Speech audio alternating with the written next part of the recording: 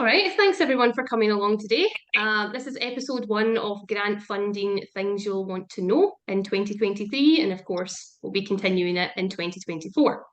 So each episode is going to bring on some different speakers, variety of speakers that are around the grant funding and innovation funding space. And to kick us off today, we have Chris Wilson from Opto Advisory. They focus and specialise in business strategy and helping you grow and scale successfully. So Chris, I'm going to hand it over to yourself. You can either share your screen or you can do a presentation. Let me know what suits. I'll just talk if that's okay, Karen, and keep it quite relaxed. People can admire my moss background, which is quite unusual. I'm at the Kings for Business Club in Edinburgh here. So that's what that is. Firstly, thank you, Karen.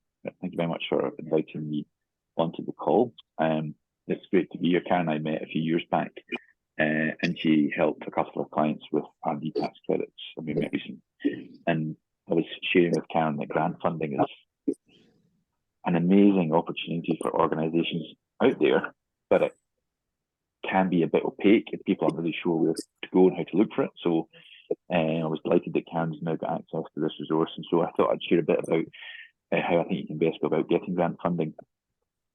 Briefly, my background, I started as a lawyer, so I'm a corporate lawyer, but I spent much of my career working for the Royal Bank of Scotland Group, half of it in insurance, so fixing a lot of cars. And as part of Direct Line Group, we used to fix a lot of cars, believe it or not, 1 in 5 cars in the UK. And then in 2013, I joined the Royal Bank of Scotland. So I was a manager at the Royal Bank of Scotland for a few years, and then I was in Ireland running a bank. So in that time, got to know a lot of businesses. Obviously, we had many business customers. I got to understand the funding needs of businesses. But then in my time when I was working for RBS, I worked with an amazing strategy consultant for about 9 years, and we did lots of transformation programs together. And so in 2018, we joined forces and created Opto Advisory. Opto Advisory, we're a strategy advisory firm. We're in an incredibly fortunate position to be the strategy partner for the Scale Up Scotland programme. So we get to work with some of the fastest growing organisations in Scotland, and indeed we work in England and Wales as well, with business partners based in London. And so for many of the firms that are making their way in the world, you'll read about in the paper, we're familiar with the journey that they've been on and in order to get funding to support that growth, because of course funding is the lifeblood of your business. And particularly for those early stage businesses, when it's a bit riskier, it's harder. Everyone wants to give you money when the business is established and you're making lots of money, surprise, surprise. But when you're early stage, pre-revenue, or you're looking to invest in the growth of your organisation, you're trying to build the idea. Of course, it's risky, so it's harder and harder to get cash, and grant funding is an amazing way to go about that. So I think it's a great subject matter today, Karen, that we're covering off here, and hopefully we can help organisations get access to. I suppose what I'd like to do for 5 or 10 minutes, Karen, is put some context around how I think you can set yourself up well to secure grant funding. And I think basically, as with most things with your business, it's about having a great plan. Have a great plan. And what I mean by that is, are you clear what your business looks like in 3 to 5 years' time? You should always be clear on that. Now, of course, as soon as you write it down, what the business looks like in 3 to 5 years, then you're going to be wrong, because who knows what happens. But that process of writing down what you look like in 3 to 5 years is really important. What does your product mix look like in 3 to 5 years' time? What customers do you have? What are your services? What does your location strategy look like? What countries are you in? I believe you're going to sit with your team regularly and just refresh that 3 to 5 year vision. Where are we going? Because it aligns your whole organisation this is what we're looking to achieve. And in doing that, what most businesses don't necessarily know, and what great businesses do know, is what makes them unique and special. What's their differentiator? You hear that a lot. People talk about it, but not actually knowing it. What is it that got you here, and why are you really good? Is it that you get best products and you get the best product development methodology, best services? Do you have the better understanding of your client base than anyone else in the market? But know what got you here, because that secret sauce is what you need to preserve. So step 1, be really clear. This is where we're going. This is what the business is going to look like in 3 to 5 years' time. This is what makes us unique and special, which is what's going to enable us to win in this market. we should always know that about our business, and we should refresh that every 6 months, I would say. So next question is, what do we need to do to get there? Because we know what the business looks like in 3 to 5 years' time. How many customers do we have? Those customers are going to be delivered by a sales force. How big is your sales force or the account management force? And how many properties are going to be in? Where are these properties located? What's the technologies of the business in 3 to 5 years' time? Because you're clear what you're going to look like, you can backwards engineer. This is what the organization requires in order to do that. So customer, staff, IT space. Once you've done that, surprise, surprise, you can build a really nice financial model, and you can have a roadmap for the business. This is how we're going to get there. So we're clear where we're going. We're clear what makes us unique and special. And we've got a financial model that says, okay, in year 1, we have to have this many customers. That's going to require this headcount, going to require this technology, these locations, that cost, and those customers drive that amount of revenue. So we can put that into our cash flow model, and we can see, right, that's the cash need year 1. Same year 2, year, same year 3. So you can have a nice financial model that takes you out from year 1 to year 3 or year 5. And what I'll have is a cash requirement through time. And if you're investing to go for your business, and you can't fund it through cash flow, then you're going to get a dip. You're going to go below the line, and there's going to be a gap, which is your funding need. And that's very helpful to know, because it says over the next 3 to 5 years, we're going to need 10, 100, a million, 10 million, whatever the answer is, you're going to need a pile of cash. And that model will be really attractive for grant funders, debt funders, equity funders, because they'll be able to see, okay, this makes a lot of sense to me. I can see that the staff arrive there. I can look at the historic performance of your sales business, and I can see what your conversion metrics look like. So I can believe that with good marketing, and I can see you're going to spend that in marketing, it's going to drive that top of funnel, and I can see your funnel's going to perform, and I can see that revenue drop at the bottom. I can believe that. So that financial model gives people assurance that this is a believable plan, and it makes you look very credible as a management team. So we know where we're going as a business 3 to 5 years' time. We know what that journey looks like. And we know what we need to get us there from a financial perspective. And that's when you get to layering your financial requirements. As I said, if you're very early stage pre-revenue, there's going to be venture debt, equity expensive, or even better grant funding. So you want to say, okay, this funding doesn't get us here. That's going to unlock potentially some equity funding, and that will unlock some debt funding in future. So you can get yourself on that journey. One of the things, we've got, particularly when you're developing new products. I've worked with an organisation who are extraordinary. It's a construction business.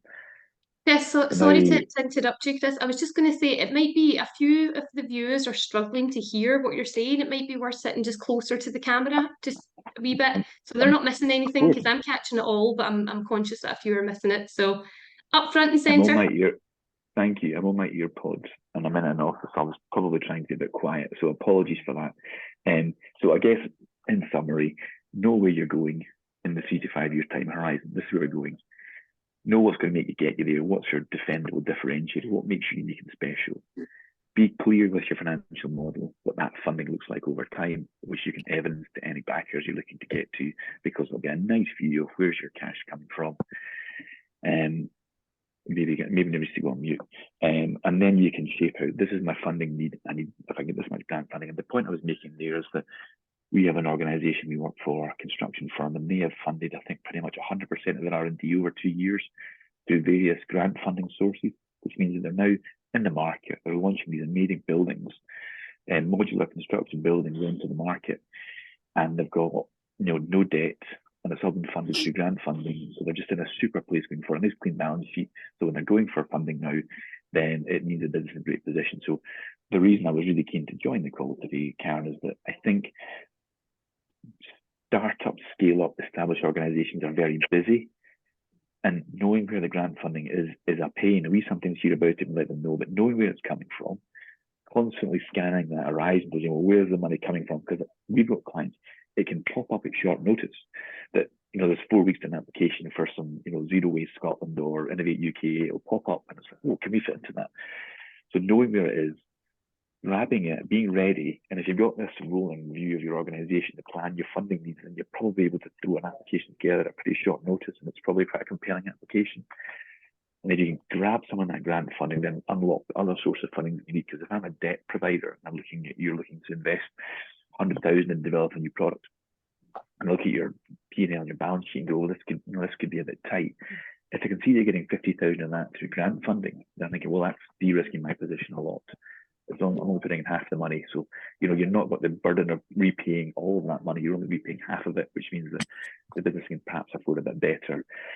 And then as you get bigger and bigger, once you start getting into raising some equity, just having that less debt on your balance sheet, having some grant funding, having evidence the ability to spend that money and grow your business is great for your long-term prognosis of the business. So that's probably why I was excited to join the call today. And that would be my summary, Karen, which is have a plan, know what makes you unique and special, have a roadmap for the organization, say, this, I'm going to get to the plan, use that roadmap to generate a financial model, which will show these are my funding requirements through time. Once you've got those funding requirements through time, you'll have an idea what the gap is. That's your investment required to grow your business.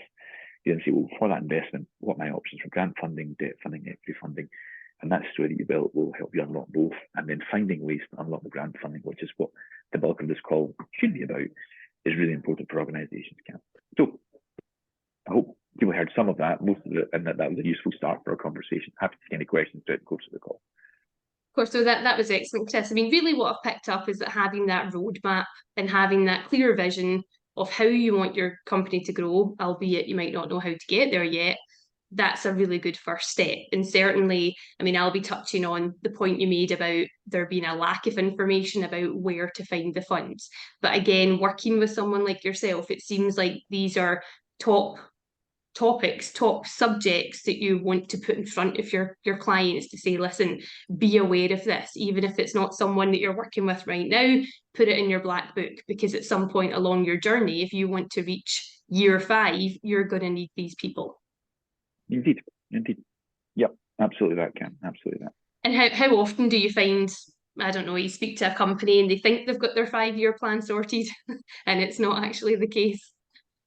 We're pretty lucky in the sense that we work with rapidly growing businesses largely, which means they almost never have a 5-year plan because they're dealing with here and now, and they're dealing with what we describe as problematic growth. Organizations that are double,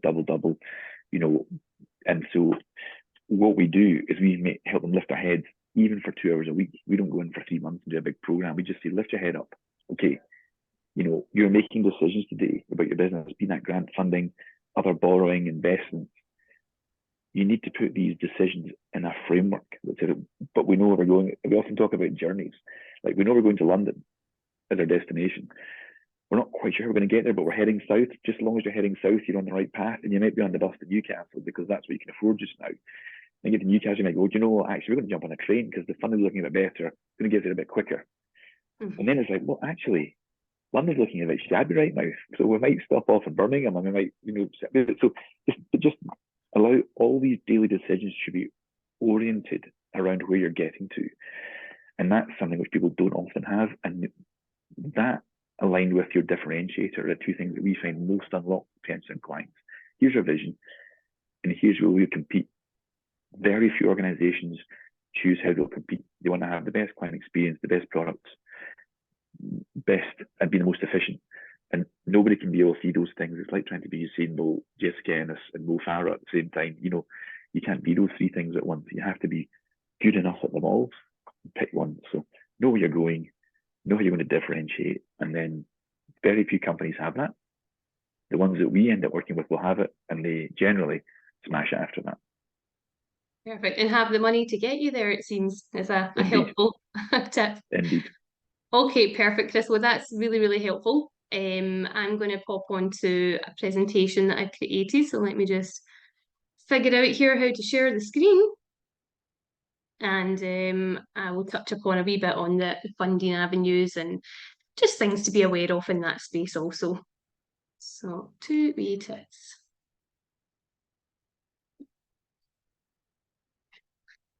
Okay, perfect. Let me know if that's come up all right, Chris. Just give us a wee, yep. Okay, super, thanks, Andrew. Okay, brilliant. Okay, so I'm just going to highlight a wee bit about grant funding. Chris allured there to the fact that it can be quite difficult to actually find out where this money is coming from, what institutes are giving it away, and for what reason. So I thought it was useful just to touch on some insights on things you should know about this area if you're thinking of looking into it one day.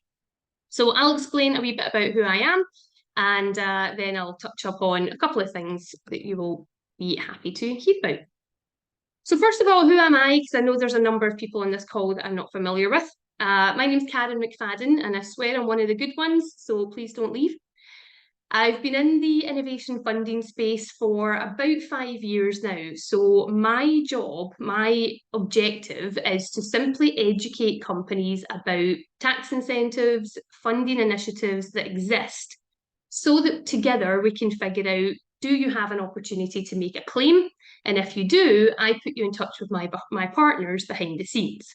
So you don't pay me a penny to work together, you don't pay me anything, you simply take my knowledge and my insights for free, and together we figure out, is there actually something that you could potentially claim for?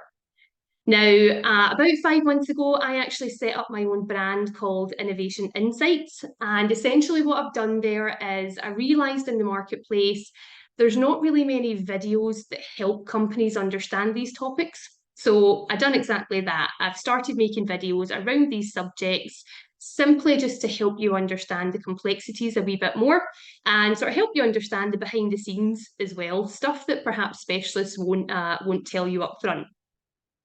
So I'll be sharing some information about that, but I've got a library of videos there on my website. Now, I want to get a wee idea of who's on the call today.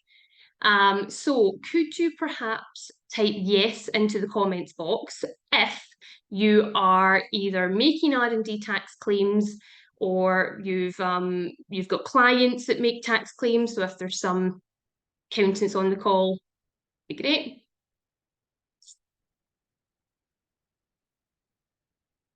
Perfect. And yes, he's coming in. Excellent.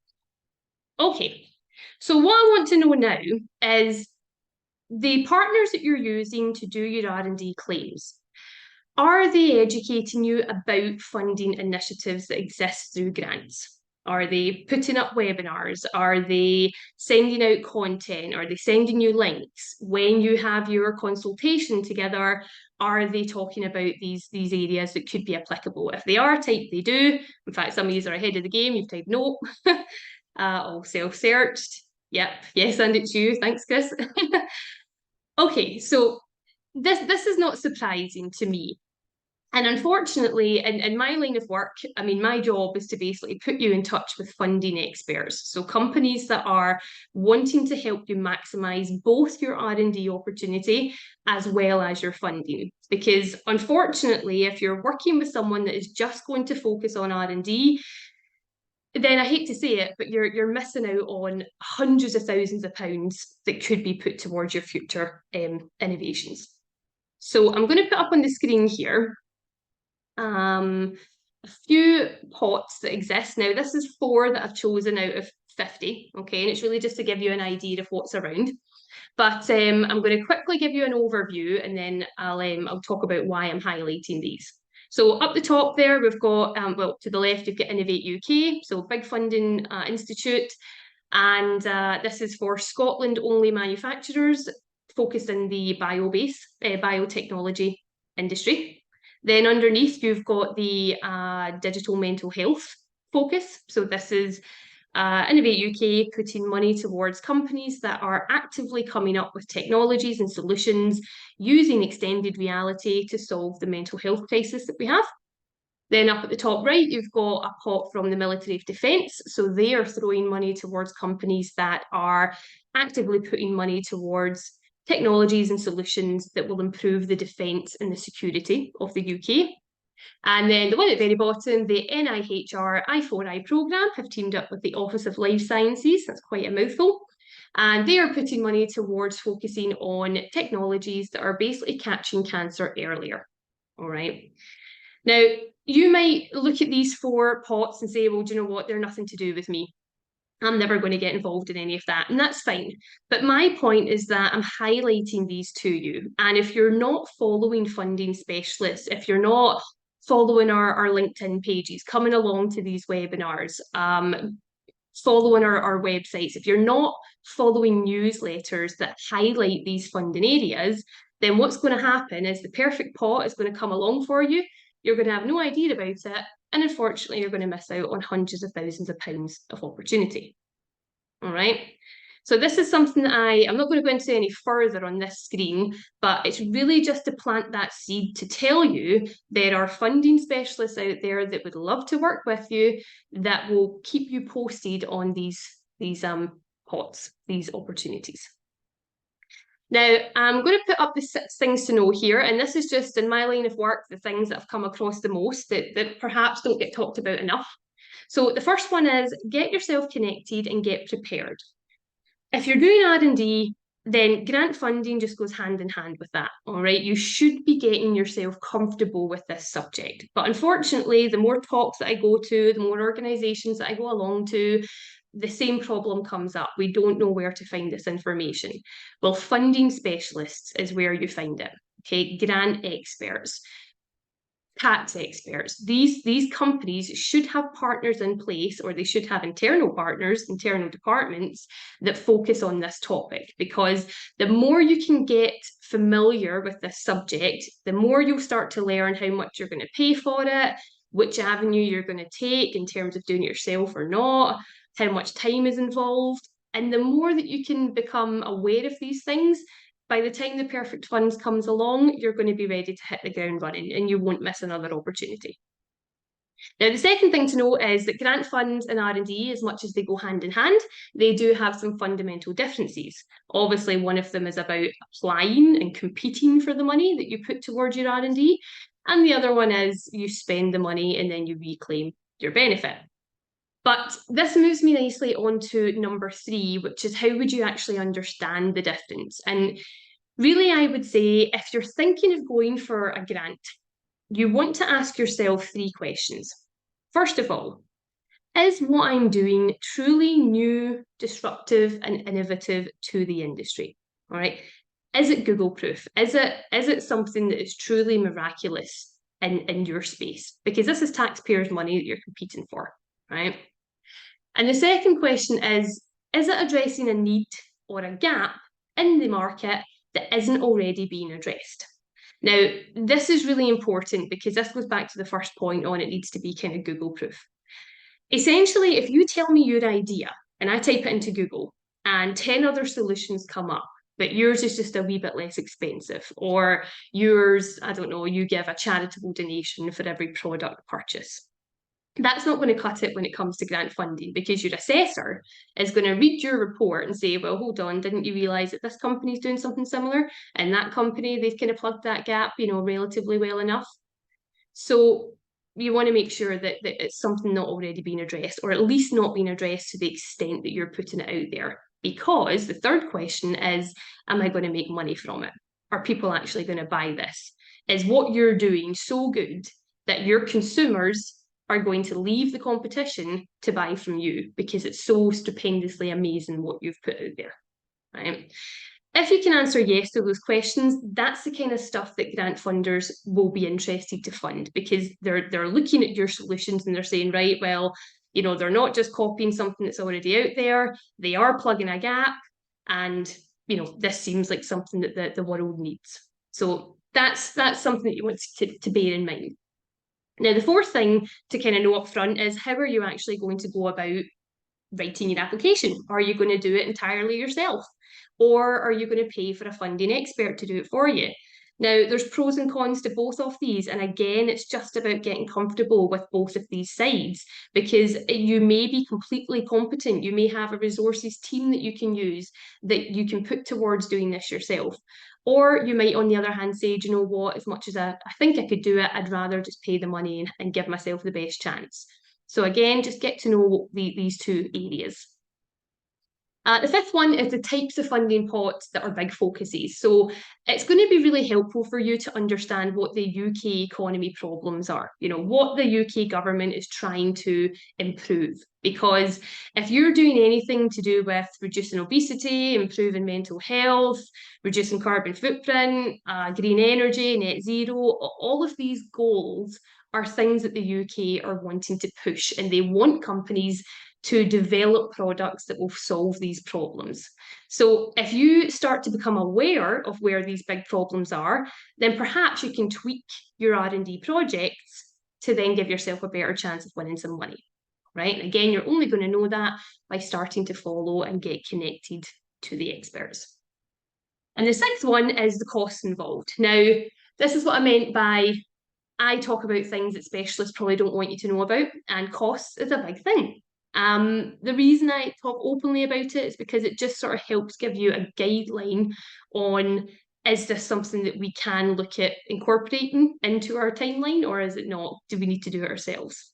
Now, if you are making a funding application yourself, then you're not going to pay a penny, right? You will completely handle it yourself. It's just your time and your resources and, dare I say it, your own stress that you're going to have to deal with. If you are using a funding expert, however, then you will be expected to pay them for the narrative writing part of the report. Now, that will vary between, I would say, £5,000 to £10,000, depending on which pot it is. And then you will be expected to pay a percentage of the win fee. Now, that will be, again, between 5 to 10% of whatever you win. So let's just scale it back and say you've won £200,000. So let's say you've paid 10 grand for the narrative writing and you pay 10% of the win, so 20k. So you might be thinking, oh gosh, £30,000 I've paid my expert. Well, yeah, you've paid them 30k, but you're walking away with 170. And that might not have been applicable without their help.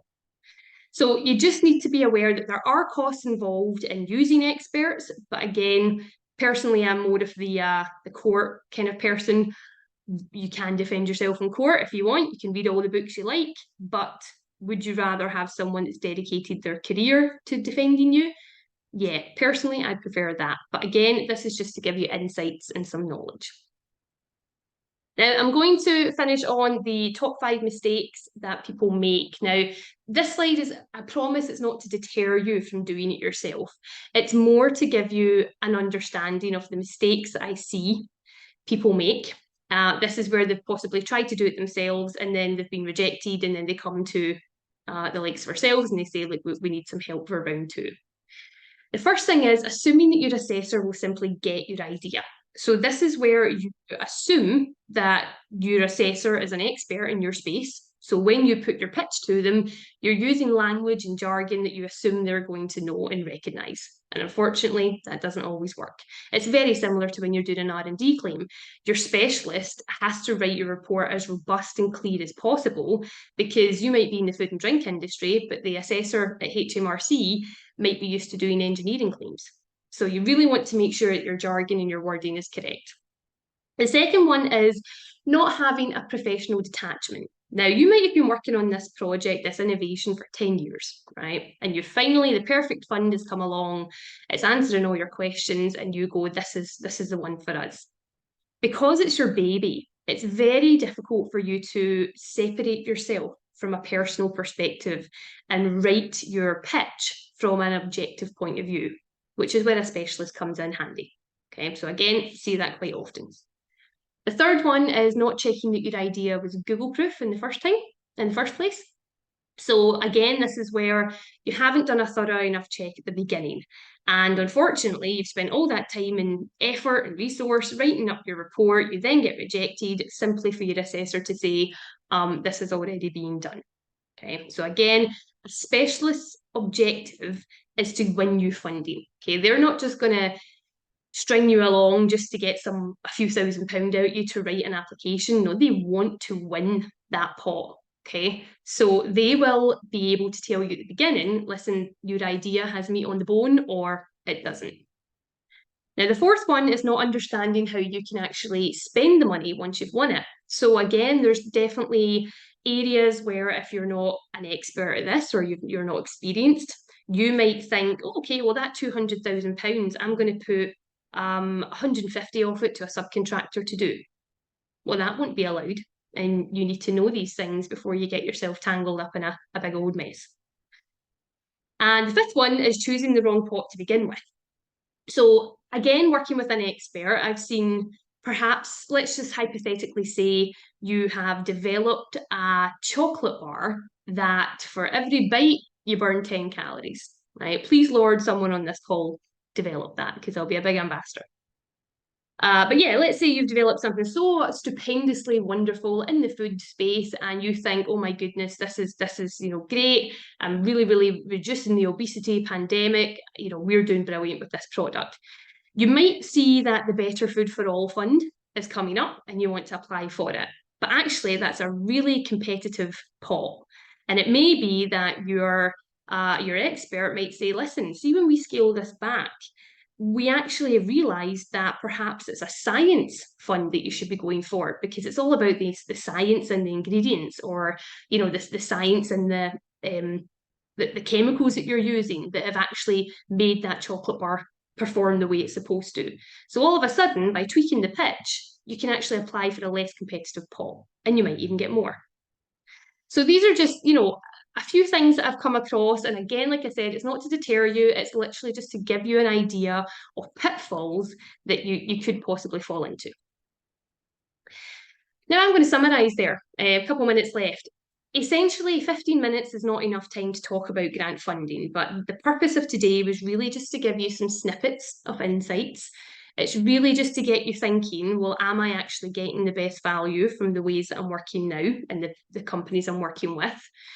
And I have a link there to my Innovation Insights newsletter. I send out content twice a month, and if I'm doing webinars like this, then I'll send out 3.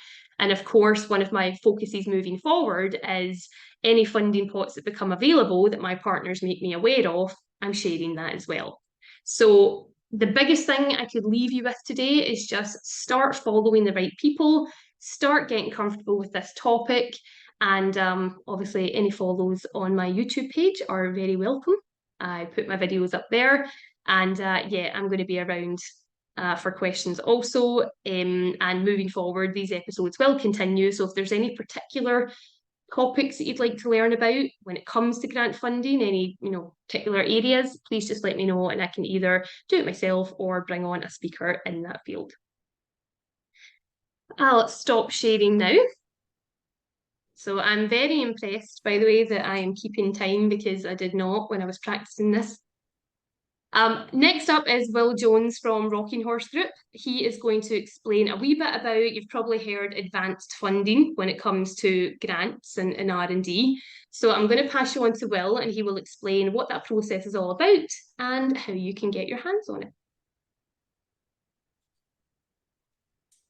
Hi there, have I come through okay? Can you hear me and all good? Okay, I'm having sorry. I did even test that I could share screen, but it looks like I'm having an issue. So we're gonna have to do much the same as Chris did and just talk it through without. I think just at the bottom, Will, the wee sort of share screen arrow, and there's a little arrow next to it. Yeah. Letting you. I got through that bit, all success there, but I had to act. I need to allow access to the computer to allow Zoom to do it. I haven't done so already, so we'll have to fly. Tough then. Without, do you know what? I was just going to start by saying that I was chuckling when you first said the Google proof piece. The Google proof piece is so key, and like, don't overestimate the government, but both R&D and grants, the government backs piece. One of probably the first pieces that your underwriter or case matter expert, or whoever it will do, is put into Google to see if there are other alternatives there. So that is really a great place to start. And just from my kind of expertise, like previous work in this space, the second thing I would say is having a Karen in your pocket to make sure that you're not missing out on opportunities is, again, so key. There are so many grants that pop up all the time in real niche spaces without, you do really legitimately just miss them by without, like I said, without having a Karen in your pocket. So I'm going to talk about advanced grant funding and R&D. We can go into R&D. I was going to just go into the grant space, really high level initially.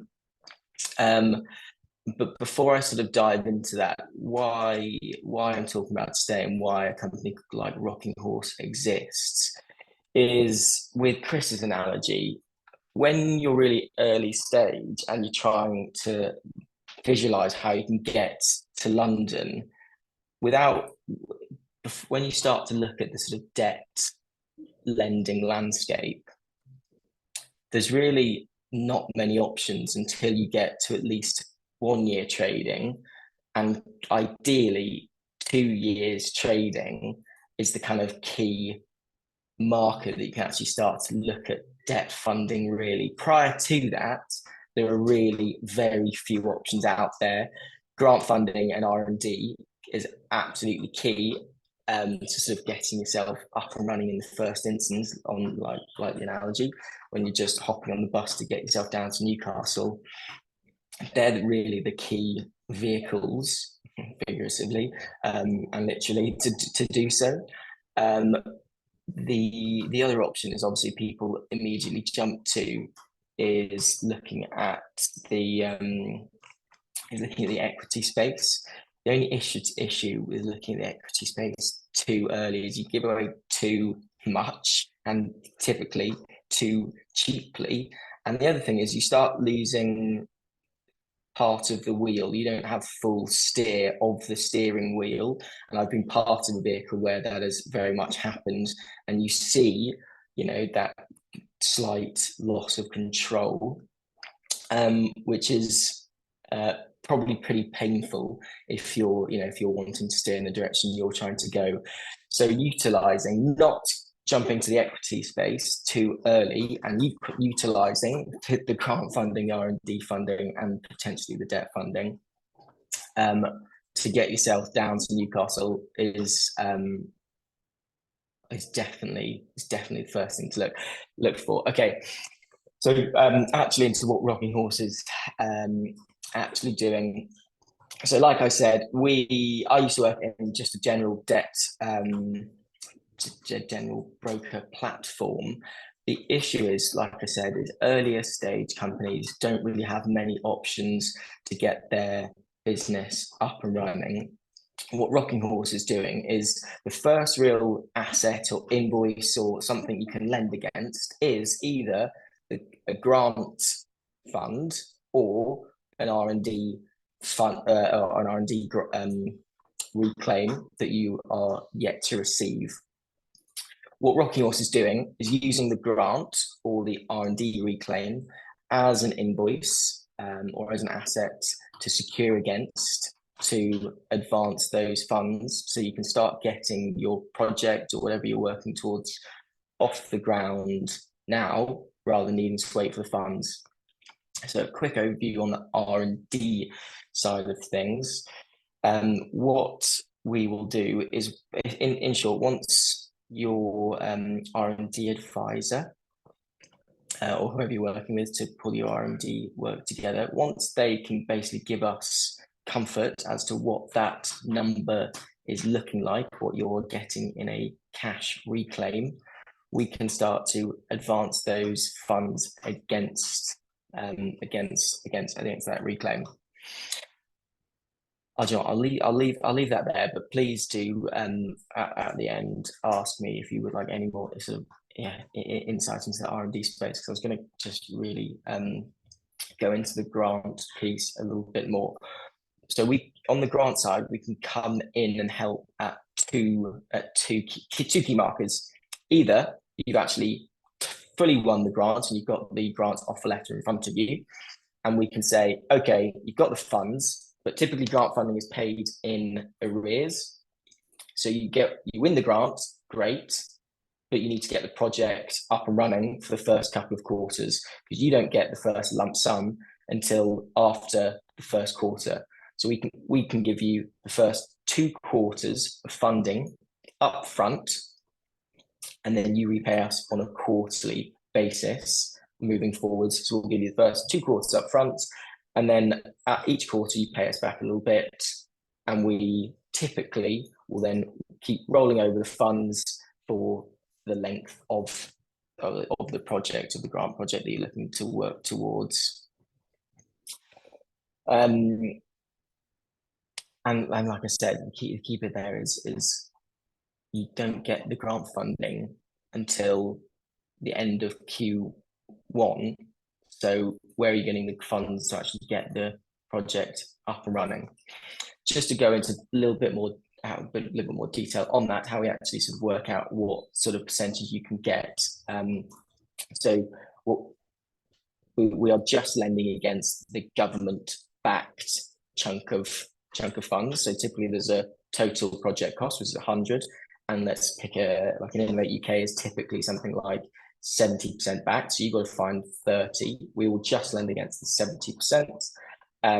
What we'll actually do is we'll lend about 80% of that 70%, so 56% of the total grant project. So that's if you've already won the grant. The other place we can come in is if you are working towards a grant, but you're early stage, you're trying to get your new widget off the ground, you haven't started selling it yet, you haven't got any real revenues coming in to facilitate the actual early stage project. What we can do is also put a letter of intent in place. A letter of intent is sort of part of your submission to show that you've got funds coming in. One piece there is because we're only lending up to 80%, you often also need extra funds on the side too. But it's definitely a useful part of the application. We work with Innovate UK specifically very closely. Feel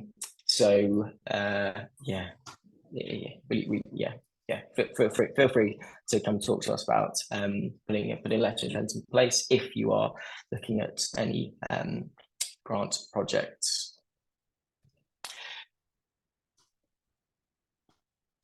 Karen, how are we on? Well, two things. How are we on time? Yeah, you've got 5 minutes left. Oh, okay, all good. Let's just quickly go through time frames. So if we're looking at, so let's go through all three. So we're looking at R&D reclaim.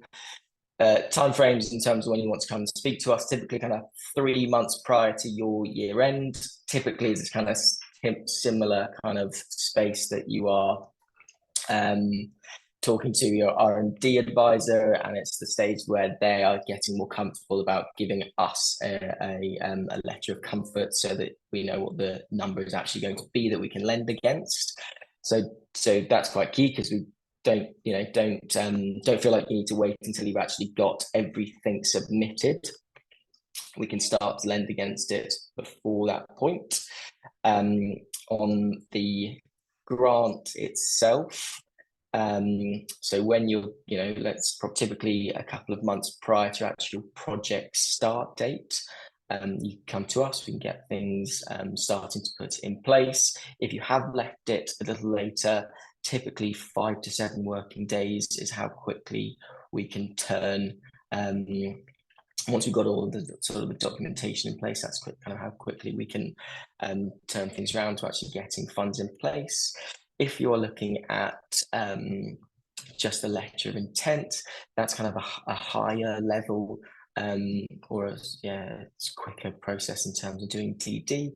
So that's looking more like 24 to 48 hours to getting a letter of intent in place. I think I'll leave it there. But like I said, please fire any questions at me. I'm conscious that I have done fairly high level whistle-stop tour of our solution. So yeah, please fire any questions at me.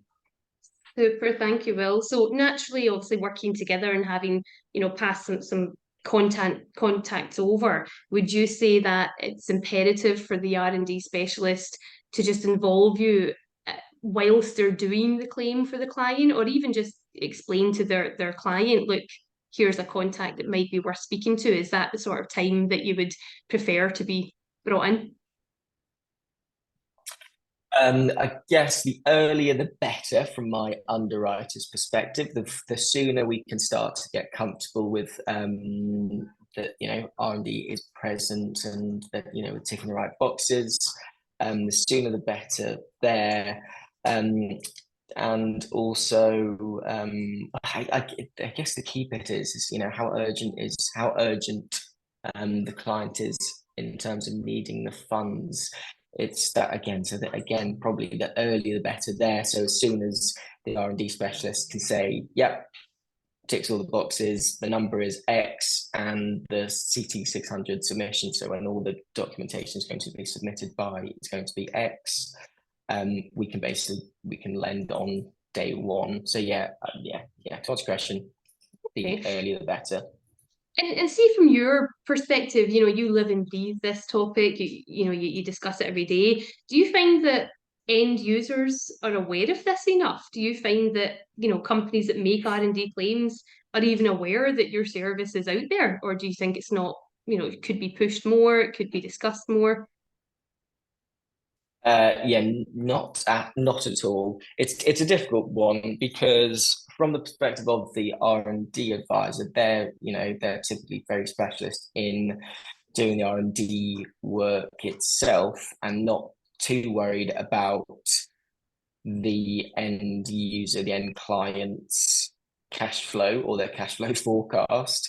So there's a bit of a disparity of priority there, and you need someone, like Chris said earlier, someone to sort of just take a back step, look up, what are we looking at, how are things actually run, how things are running, how's cash flow looking, not just long term, but immediately too, to have that kind of foresight to think, actually, we could really do with those funds to pay payroll next month, which might be, a matter of weeks away, rather than needing to wait for the R&D funds, which could take 5 or 6 months. Perfect. So it's been really insightful today, particularly for myself. Even though I talk about grants, as a main topic, it's really useful for me to understand. Actually, the more attractive you can look to an assessor beforehand will improve your chances of getting a grant, and then yourself coming in from the perspective of you can actually get going quicker than you thought because you can have the money sooner. It's all it's like a domino effect. You can improve this journey and you can maximize it just by sort of having conversations with the right people at the right time. So I appreciate both of you coming on today. Thank you very much. Yes, any questions, please do pop them over. I will be sharing the recording afterwards with everyone, so you will still get the topics. And I know that, well, you struggled to get the presentation up, so if there is a presentation you would rather ping over to me, I can share that with everyone also. But yes, please stay tuned. Please sign up to our newsletters and our websites to keep track of these topics moving forward. And thank you very much, guys. I'll let you all get back to your day. Thanks, Karen.